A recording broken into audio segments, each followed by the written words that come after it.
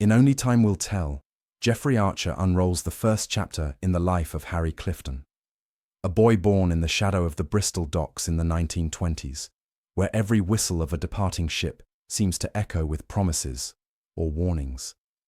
From the very beginning, the story hums with the pulse of change, like a tide gathering momentum beneath the surface.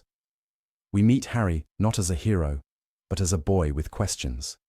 Chief among them, what really happened to his father? Archer doesn't rush with the answer.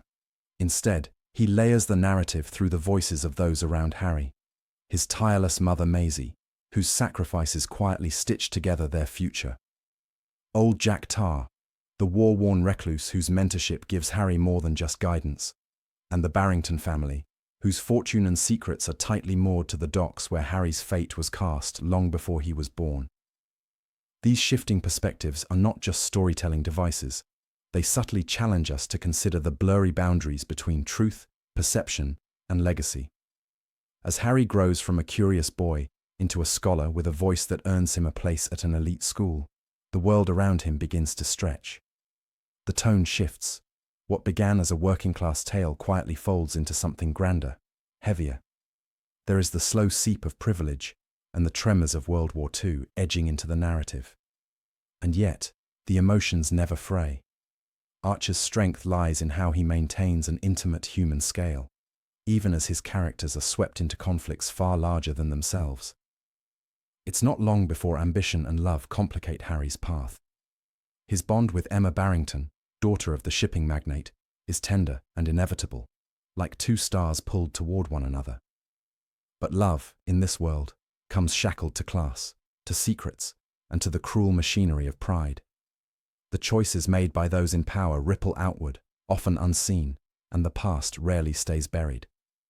In these moments, the novel brushes up against a quiet but potent realism, that what determines a man's future isn't just what he knows, but what others believe about him. Characters in Only Time Will Tell are rarely cast as purely noble or wholly cruel. Even Hugo Barrington, whose actions rattle Harry's world, is rendered with just enough interior shadow that we sense how fear and resentment can twist a person's path. The pacing, meanwhile, shifts like the English weather, bright and hopeful at times, then suddenly overcast. This rhythm isn't accidental.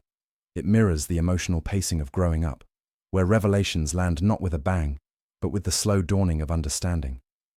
By the time the story bends toward its final pages, and the courtroom replaces the classroom, readers are left with a lingering question.